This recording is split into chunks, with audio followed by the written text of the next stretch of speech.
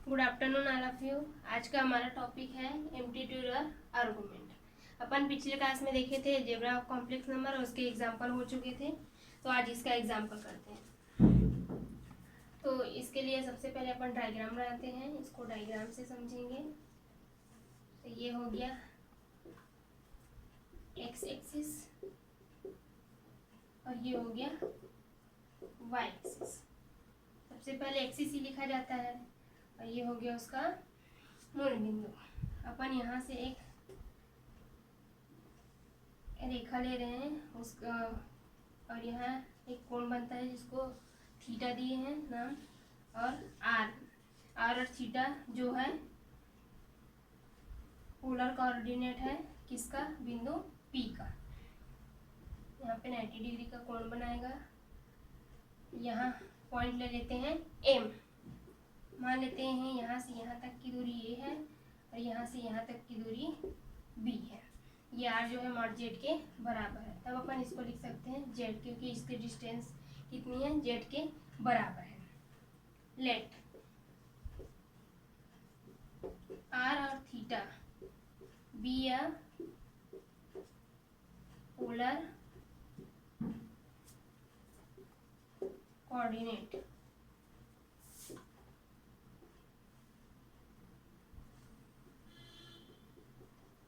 of the point P, representing the complex number। तब हमें represent करता है, रिप्रेजेंट करेगा ये कॉम्प्लेक्स नंबर को। z is equal to A plus I b, ये होगा complex number. Let r theta be है पोलर कोऑर्डिनेट है। मान लेते हैं कि आर और थीटा जो है क्या है, ध्रुवी निर्देशांक है किसका, बिंदु पी का। तब यह रिप्रेजेंट करेगा complex number z is equal to A plus I b को। वी गेट हम जानते हैं कॉस थीटा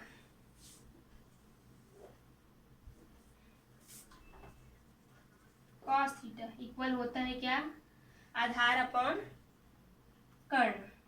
तो इसमें आधार क्या है, ओ एम, और कर्ण क्या है, ओ पी। तो ओ एम किसके बराबर है, इसकी डिस्टेंस है ए, और ओ पी किसके बराबर है, आर के बराबर है। वैसे ही सेम किसके लिए देख लेते हैं अपन, साइन थीटा के लिए। Sine theta is equal to होता है लंब अपॉन कर्ण। तो लंब क्या है इसमें, पीएम, और कर्ण क्या है, ओपी। तो पीएम इक्वल हो जाएगा बी और ओपी इक्वल हो जाएगा आर। तो अपन इसको और क्या लिख सकते हैं, ए इक्वल आर कॉस थीटा, और बी इक्वल क्या लिख सकते हैं, आर साइन थीटा लिख सकते हैं। इसको दे दिए इक्वेशन फर्स्ट। अब देखो अपन क्या करते हैं, टेन थीटा का मान निकालते हैं। तो टेन थीटा का मान निकालेंगे, वो कहाँ से, यहाँ से साइन थीटा और कॉस थीटा का मान रख के। तो tan theta is equal to हो जाएगा sine theta upon cos theta. ये तो सभी पढ़े होंगे टेंथ में, इसको बताने की जरूरत नहीं है कि tan theta is equal to sine theta upon cos theta होता है। तो sine theta is equal to क्या है, बी अपॉन आर, और cos theta is equal to है ए अपॉन आर। आप इसको नहीं तो इक्वेशन 2 दे दो और इसको दे दो इक्वेशन फर्स्ट। इक्वेशन फर्स्ट और सेकेंड, तो ये कहाँ से आया, इक्वेशन फर्स्ट से आया है। अब देखो इसको और कैसे जमा सकते हैं अपन, B upon R into R चला जाएगा ऊपर, सॉरी आर ऊपर गया तो नीचे आ जाएगा ए, आर और आर कट गया तो क्या बचा, बी अपॉन ए। तो ये किसके बराबर आएगा, tan theta equal B upon ए।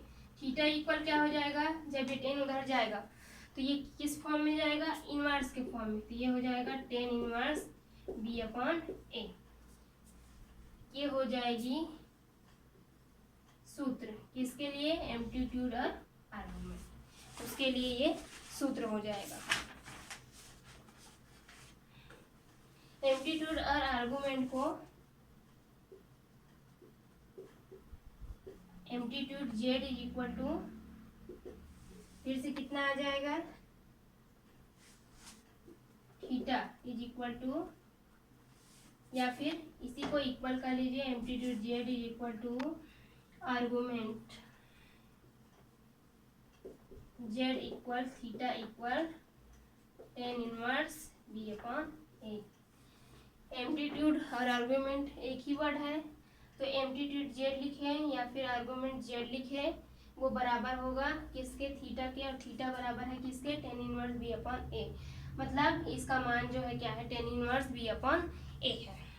ये हो गया एम्पलीट्यूड के लिए सूत्र। Hence Z is equal to A plus I B.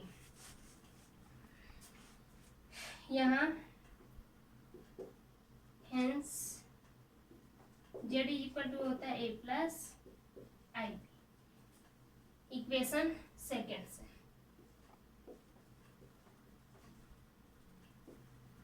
क्या हो जाएगा, जेड इज इक्वल, ए का मान हो जाएगा are cos theta plus I है तो आई, और साइन, इसका मान हो जाएगा बी का आर साइन थीटा।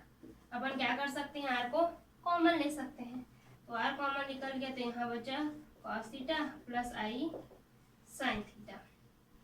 अब ये सूत्र आप लोग अगर पढ़े होंगे तो जानते होंगे, ये ध्रुवीय निर्देशांक के लिए सूत्र होता है। Is called the polar form of the modulus amplitude of the complex number. ये ध्रुवीय निर्देशांक के लिए सूत्र होता है, उसी को बोला जा रहा है कि इज कॉल्ड द पोलर, ध्रुवी फ्रॉम द मॉड्यूलस और amplitude of the complex number. तो ये आया कहाँ से, कॉम्प्लेक्स नंबर से। ये किसके लिए सूत्र है, ध्रुवीय निर्देशांक के लिए सूत्र है, Z is equal to R cos theta plus sine theta. अब इससे रिलेटेड एक एग्जांपल देख लेते हैं अपन।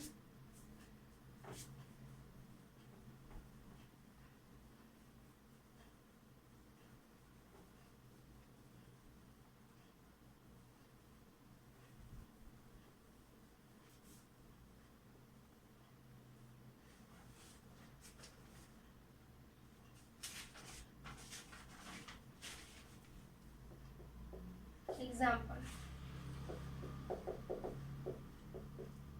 find the modulus and the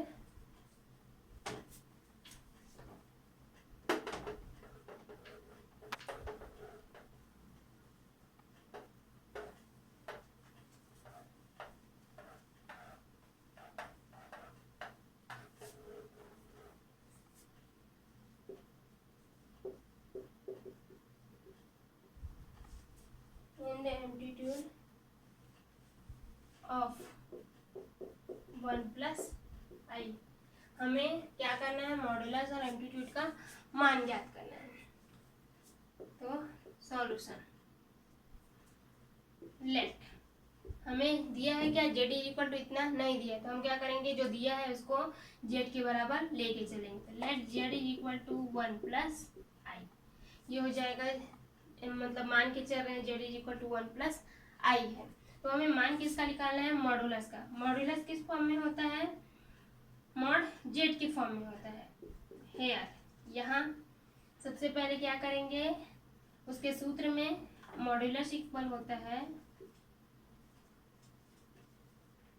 modulus mod z is equal to under root a square plus b square, ये होता है उसका मान। तो अपन क्या कर देंगे, ए इक्वल यहाँ क्या है 1 है, और बी इक्वल भी क्या है यहाँ 1 है, तो ये हो जाएगा mod z is equal to, mod z is equal to हो जाएगा, ए और बी का मान रख देंगे यहाँ, ये हो जाएगा ए स्क्वायर प्लस ए स्क्वायर, तो ए स्क्वायर मतलब ए, और सॉरी ए बोलती हूँ, 1 का स्क्वायर और प्लस 1 का स्क्वायर, तो ये हो जाएगा 1 प्लस 1 अंडर रूट 2। अब देखते हैं अपन amplitude, amplitude Z is equal to हो जाएगा theta is equal to tan inverse b upon a। इसमें भी अपन क्या करेंगे, b और b और a का मान रख देंगे। तो tan इनवर्स b क्या है 1 है, a क्या है ये भी 1 है। ये हो जाएगा tan इनवर्स 1। अब tan के किस मान के लिए उसकी वैल्यू 1 के बराबर होती है, tan के 45 डिग्री के लिए उसकी मान जो है 1 के बराबर होती है। तो ये हो जाएगा थीटा इज इक्वल टू 45। ये हो गया एम्पलीट्यूड का मान और ये हो गया मॉड जेड का मान। तो ये अगर इस टाइप का कोई भी क्वेश्चन आता है तो आपको सॉल्व करने आना चाहिए। क्या करना है, सिर्फ सूत्र लगाना है, mod z is equal to a square plus b square under root के फॉर्म में। और ये सूत्र हो जाएगा एम्पलीट्यूड या फिर आर्गूमेंट इज इक्वल टू, यहाँ एम्पलीट्यूड ना देके आर्गूमेंट भी रख सकते हैं, तो उसमें हड़बड़ाना नहीं कि आर्गूमेंट किसको बोलते हैं। मैं दोनों नाम लिखी हूँ, एम्पलीट्यूड और आर्गूमेंट। और ये भी जो होता है एम्प लिखते हैं और उसके लिए आर्ग लिखते हैं। तो ये दोनों या फिर एम्पलीट्यूड लिख सकते हैं या फिर आर्गूमेंट लिख सकते हैं, उसमें कोई दिक्कत नहीं होना चाहिए। थीटा इज इक्वल टू हो जाएगा tan इनवर्स b अपॉन ए, tan इनवर्स 1 अपॉन 1 और tan इनवर्स 1 के मतलब tan के किस मान के लिए उसकी वैल्यू 1 के बराबर होती है, वो किस मान के लिए होती है, tan के 45 डिग्री के लिए उसकी मान जो है 1 के बराबर होती है। तो थीटा का मान क्या आ जाएगा 45 के बराबर आ जाएगा।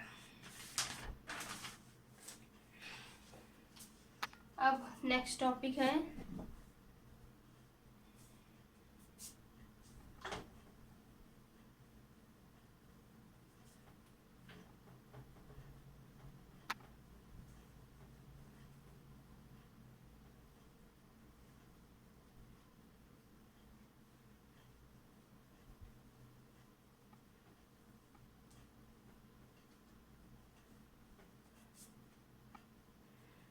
आर्गन। नेक्स्ट टॉपिक जो है वो क्या है,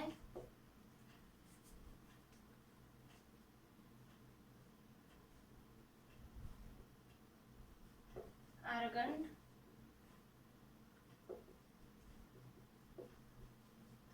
diagram. Next topic Argand diagram है। वो उसके लिए भी जैसे अपन लिए थे पहले एक्स एक्सिस और वाई एक्सिस वही लेना है। ये हो गया वाई एक्सिस, ये हो गया एक्स एक्सिस, और बिंदु जैसे लिए थे वो वैसे ही रहेगा।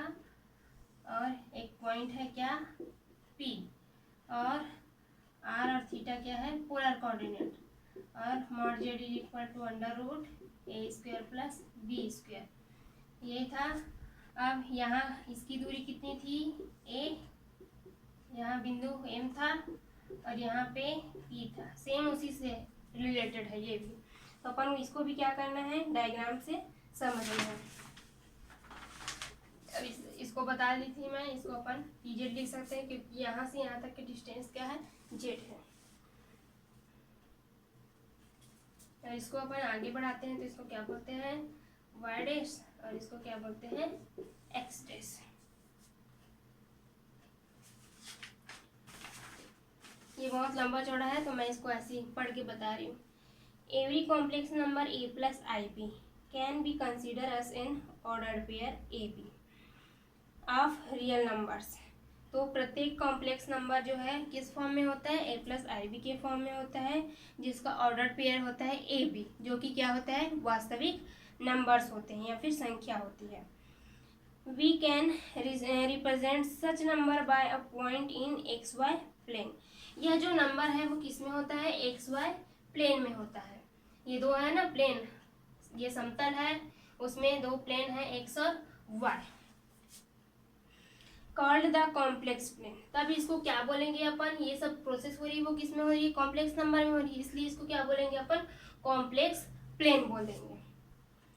And such a representation is also known as Argand diagram. और ये जब प्रोसेस हो रहा है इस डायग्राम के जरिए बता रही हूँ ना मैं, तो ये जो डायग्राम बन रहा है उसको क्या बोलते हैं आर्गन डायग्राम बोलते हैं।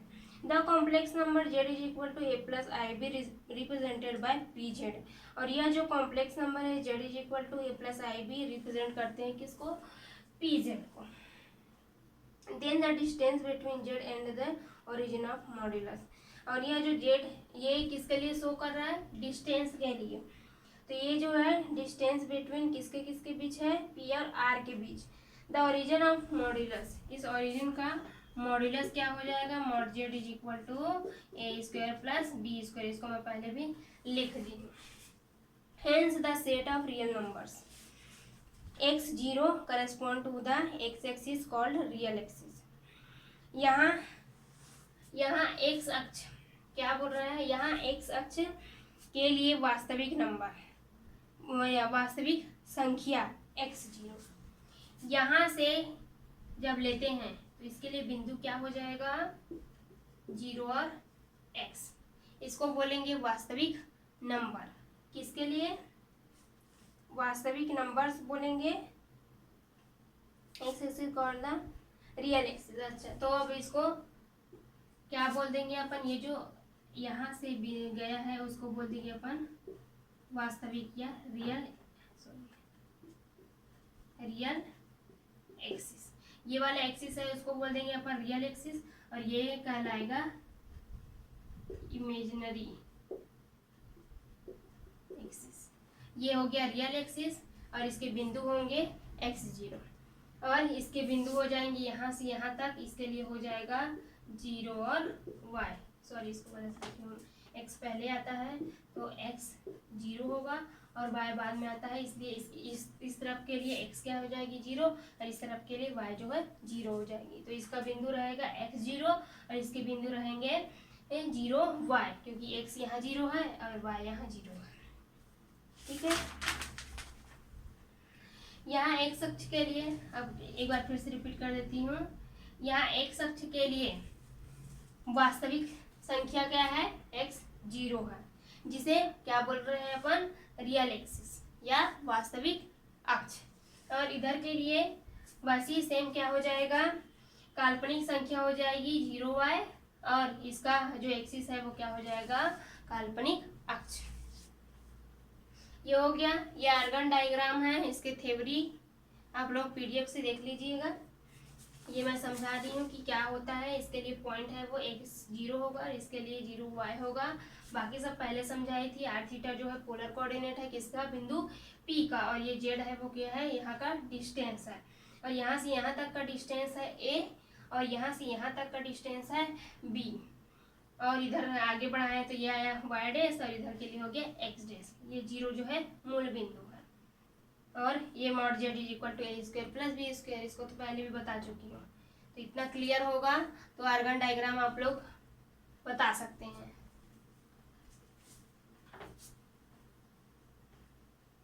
ये जो डायग्राम बना लास्ट में वही आर्गन डायग्राम है। अब आते हैं अपन कोलिनियर पॉइंट। कोलिनियर पॉइंट को बोलते हैं हिंदी में समरेख। ये आर्गन को आर्गन ही बोलते हैं ना हिंदी में।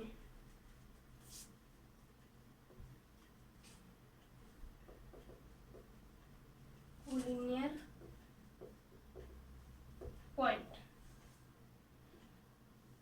मान लेते हैं कोई तीन बिंदु है, कोई तीन बिंदु है, यदि वह एक ही रेखा में है तब उसको बोला जाता है कोलिनियर पॉइंट। क्या बोली मैं, यदि कोई तीन बिंदु है और वो एक ही रेखा में है तब उसको बोलते हैं समरेख।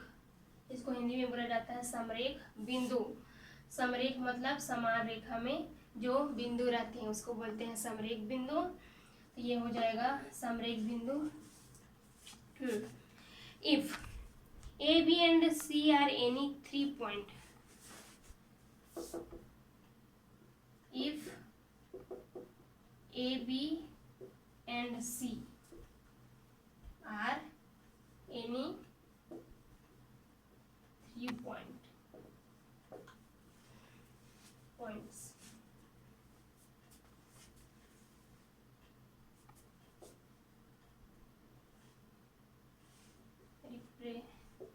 representing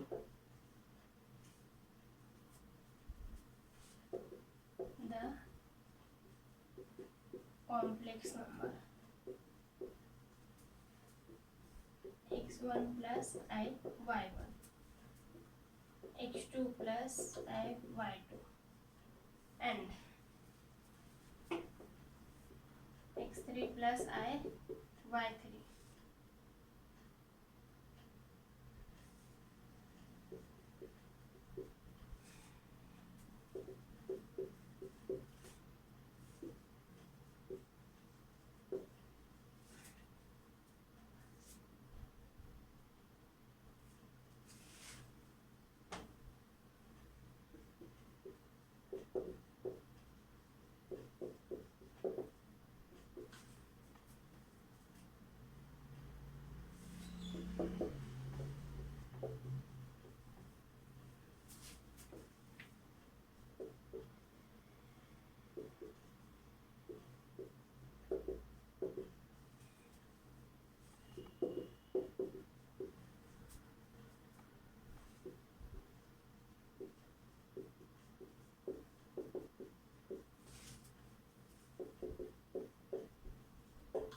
देखो, if A, B and C are any 3 point representing the complex number x1 plus I y1, x2 plus I y2 and x3 plus I y3।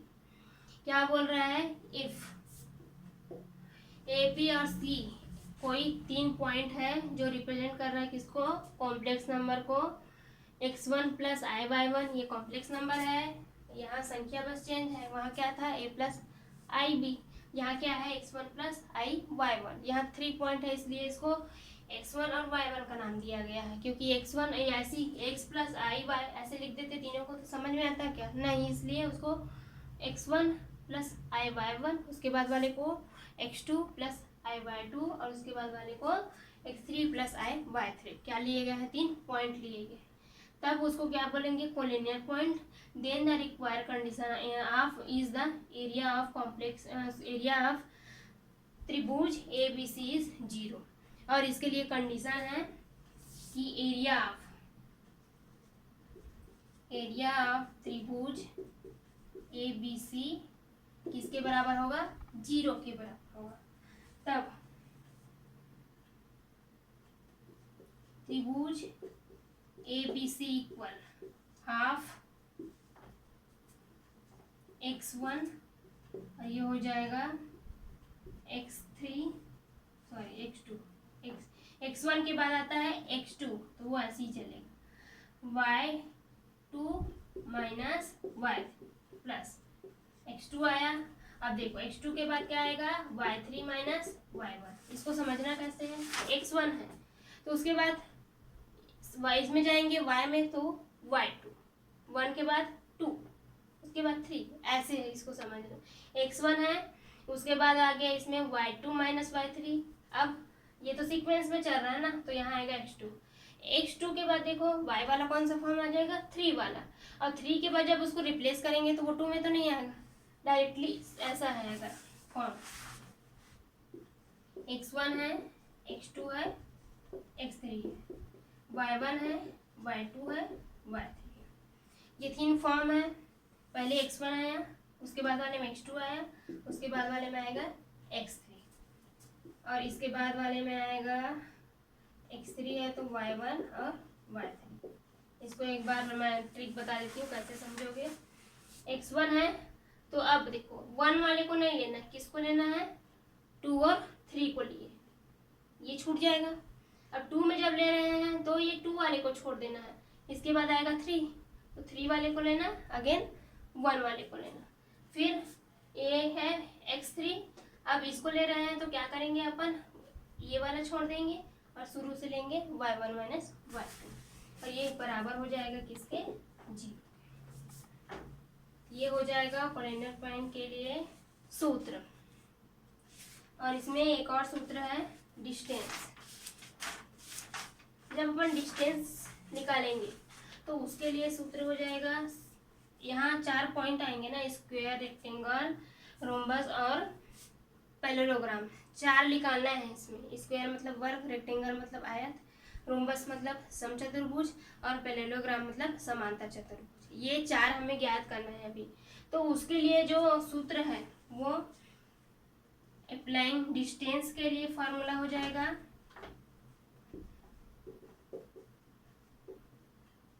सभी के लिए ना डिस्टेंस फॉर्मूला, तो ये हो जाएगा, कुछ भी किसी का भी डिस्टेंस ले सकते हैं ना, अभी ओनली फॉर्मूला लिख देती हूँ। ये हो जाएगा under root x1 minus x2 का whole square plus y1 minus y2 का होल स्क्वायर। ये अपन किसके लिए ज्ञात करेंगे? डिस्टेंस फार्मूला जब अपन स्क्वायर पढ़ेंगे। अब इसके बाद स्क्वायर आएगा, रेक्टेंगल आएगा, रोम्बस आएगा और पैरेललोग्राम आएगा, तो 4 आएगा। उसके लिए अपन ये डिस्टेंस फार्मूला अप्लाई करेंगे। उसके बाद है इसका मिडल पॉइंट। ये हो गया फर्स्ट सूत्र, ये सेकंड, ये थर्ड। यदि कहीं भी मिडल पॉइंट आता है तब उसके लिए अपन क्या सूत्र अप्लाई करेंगे? X y equal x1 plus x2 upon 2 और y1 प्लस y2 अपॉन 2। ये हो जाएगा मिडल पॉइंट के लिए फार्मूला। ये फार्मूला है यहाँ त्रिभुज एबीसी, तीनों अप्लाई होगा ना।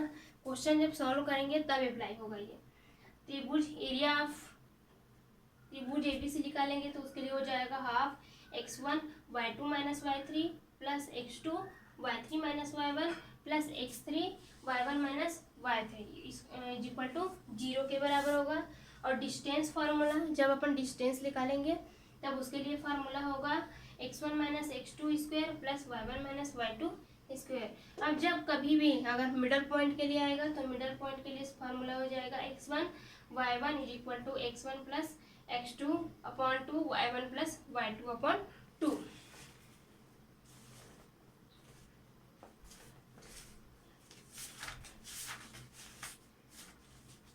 अपन एक देख लेते हैं आज कंडीशन। इसमें 4 कंडीशन है, स्क्वायर के लिए, रेक्टेंगल के लिए और रोम्बस के लिए और है पैरेललोग्राम के लिए। तो अपन स्क्वायर वाला आज देख लेते हैं। ये फार्मूला अप्लाई होगा ना वहाँ जब अपन एग्जाम्पल सॉल्व करेंगे तब।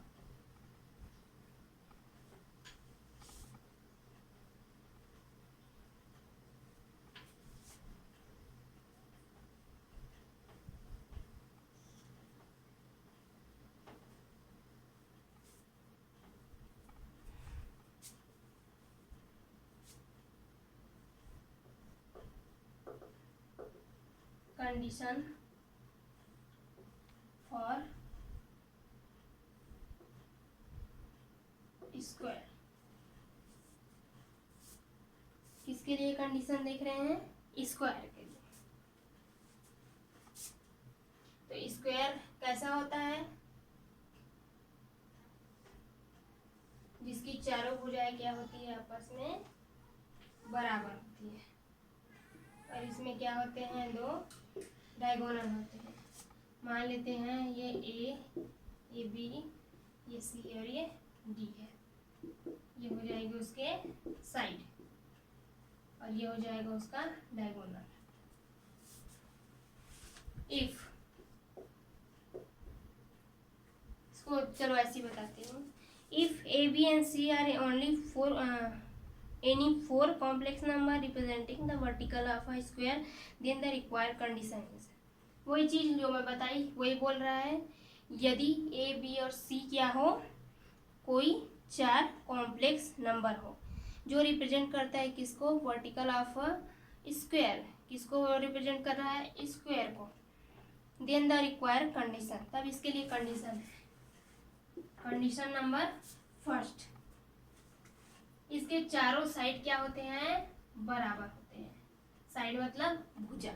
तो इसकी चारों भुजाएं क्या हो जाएंगी? आपस में बराबर। तो भुजा क्या है? A B equal B C equal C D equal A D. इसकी चारों भुजाएं क्या लिख सकते हैं अपन इसको? 4 साइड्स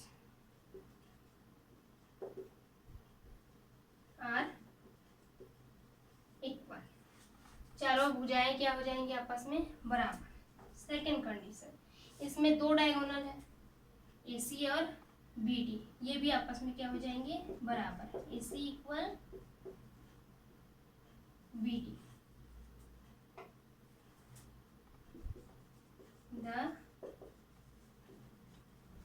डायगोनल आर इक्वल। तो इसके लिए कंडीशन हो गया। मैं एक काम करती हूँ, पूरे का कंडीशन बता देती हूँ, फिर एग्जाम्पल अपन कल करेंगे, ठीक है। तो स्क्वायर के लिए A B equal B C equal C D equal A D, 4 sides are equal and A C is equal to B D, the diagonal are equal. ये हो गया स्क्वायर के लिए। पूरे का कंडीशन बता देती हूँ आज, एग्जाम्पल कल करेंगे। अब आते हैं अपन रेक्टेंगल में। ये हो गया स्क्वायर,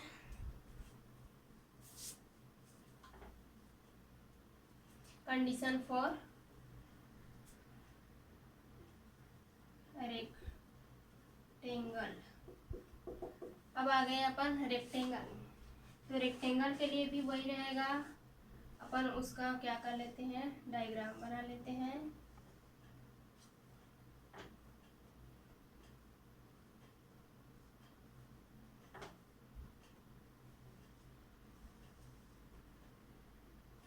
इसके भी डायगोनल जो है आपस में क्या होते हैं, बराबर, ए बी सी और ये डी। इसका जो कोण बनता है वो कितने डिग्री के बराबर होता है, 90 डिग्री की। ये हो गया उसके साइड। इन दोनों में डिफरेंट क्या होता है, इसमें और इसमें चारों भुजाएं बराबर होती है, लेकिन इसमें क्या होता है, अपोजिट साइड के भुजाएं आपस में बराबर होती है। ये और ये अपोजिट हो गए, ये और ये। इसमें अपोजिट साइड के जो भुजाएं हैं वो आपस में बराबर होती है। तो इसके लिए फर्स्ट कंडीशन हो जाएगा A B equal D C and, और क्या हो जाएगा, A D equal B C, मतलब अपोजिट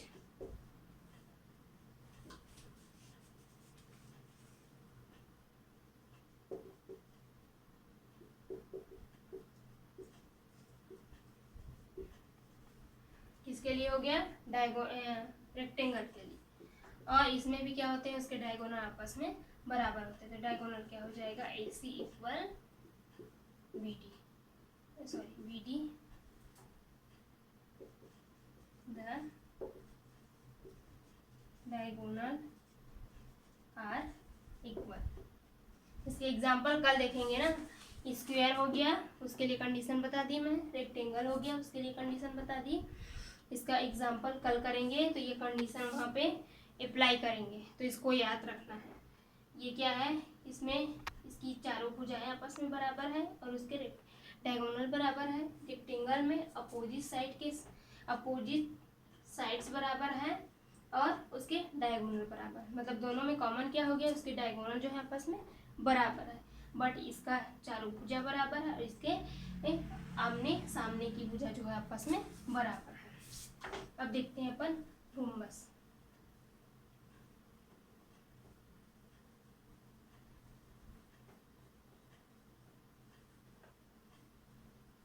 रोम्बस को बोलते हैं, रेक्टेंगल तो हो गया आयत, स्क्वायर बोली थी ना वर्ग, और रोम्बस को बोलते हैं समचतुर्भुज। चतुर्भुज मतलब समान भुजा, तो उसके भी क्या रहेंगे, चारों भुजाएं आपस में बराबर रहेंगे।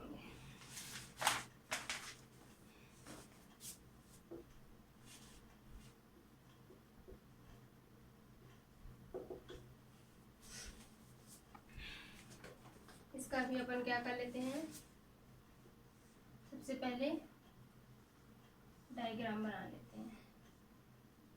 इसमें भी इसको देते हैं ए, इसको बी, इसको सी और इसको डी। ये हो जाएंगे उसके diagonal. If A, B and C are any four complex number represent the vertical of a rhombus, then the required condition। इसके लिए भी कंडीशन है कि इसकी चारों भुजाएं आपस में बराबर होती है। और किस में बराबर था, वर्ग में बराबर था। तो इसमें और उसमें डिफरेंट क्या हो गया, वर्ग जो है 90 डिग्री का कोण बनाता है, लेकिन ये 90 डिग्री का कोण नहीं बनाता है, यही उसमें डिफरेंट है। उसमें और रेक्टेंगल में क्या डिफरेंट था, डायगोनल तो सेम थे, लेकिन इसके अपोजिट साइड, किसके, रेक्टेंगल के अपोजिट साइड बराबर थे, और इसमें चारों भुजाएं आपस में बराबर थी। ये दोनों में कॉमन उसका वो हुआ डिफरेंट। और इसमें डिफरेंट क्या हो गया, इसके चारों साइड बराबर, रेक्टेंगल बराबर, बट वो 90 डिग्री का कौन बनाता है, स्क्वायर, और ये नहीं बनाता है। तो ये हो गया उसमें डिफरेंस। फर्स्ट कंडीशन हो जाएगा A B equal B C equal C D equal D, 4 sides are equal. दूसरा हो जाएगा diagonal B D equal A C are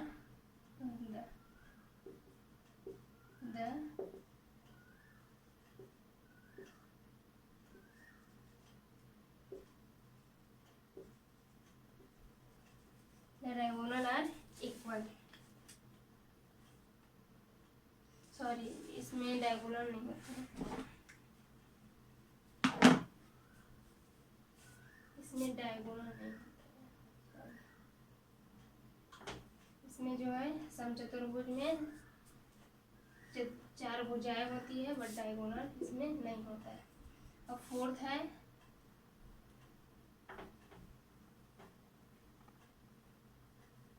parallelogram, उसको बोलते हैं समांतर चतुर्भुज।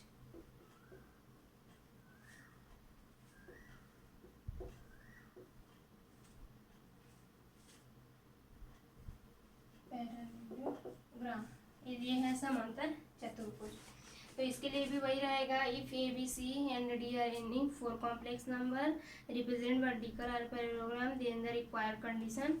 इसके लिए भी कंडीशन हो जाएंगे, इन दोनों का डायग्राम सेम है, बट इसमें डायगोनल होता है, उसमें डायगोनल नहीं होता है ना, sorry. A B C L D, तो इसका कंडीशन क्या हो जाएगा, इसकी चारों भुजाएं आपस में, अच्छा सॉरी, इसमें चारों भुजाएं बराबर नहीं होगी, ये रेक्टेंगल जैसा है, ये रेक्टेंगल में जैसे था, ये रेक्टेंगल का डायग्राम है ना, रेक्टेंगल में जैसे था, इसकी आमने सामने की भुजा बराबर थी, वैसे ही इसमें भी क्या होगी, आपस में इसकी भुजा बराबर होगी। तो ये हो जाएगा A B equal C D and क्या हो जाएगा B C equal A D. इसके अपोजिट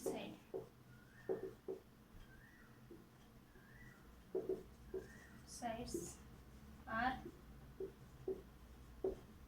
इक्वल, इसके अपोजिट साइड क्या हो जाएंगे, इक्वल हो जाएंगे, और इसके डायगोनल क्या है, ए सी इक्वल बी डी, ये भी क्या हो जाएंगे, द डायगोनल आर इक्वल, इसके डायगोनल बराबर हो जाएंगे। अब चारों में डिफरेंस बताती हूँ मैं।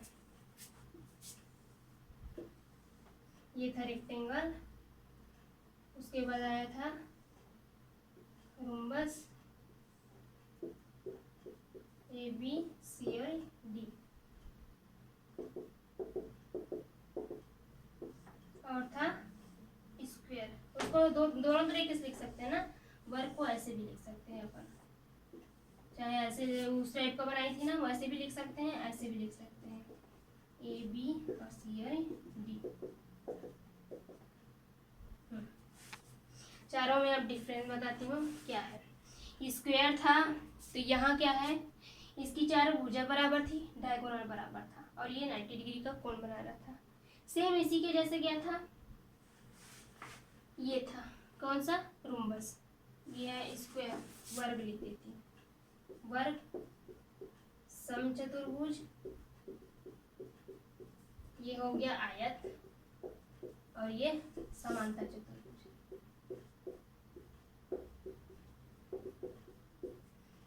चारों में बराबर क्या है, इसके चारों भुजा बराबर है, इसके भी चारों भुजा बराबर है, बट इसके डायगोनल थे, इसमें नहीं है, तो ये 90 डिग्री का कोण बनाता है। इसमें क्या है, इसके अपोजिट साइड बराबर है, इसके भी अपोजिट साइड बराबर है, और इसके डायगोनल भी बराबर है, इसके भी डायगोनल बराबर है, बट ये 90 डिग्री का कोण बनाता है, ये नहीं बनाता है। तो इन दोनों में ये डिफरेंट हो गया, और इन दोनों में डायगोनल, और ये 90 डिग्री का कोण बनाएगा, ये नहीं बनाएगा। आई होप समझ में आ गया होगा।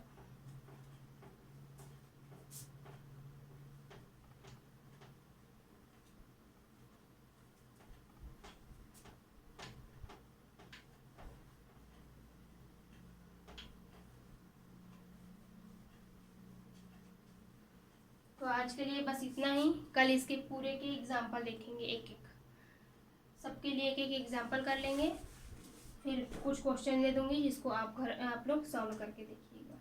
ठीक है, थैंक यू।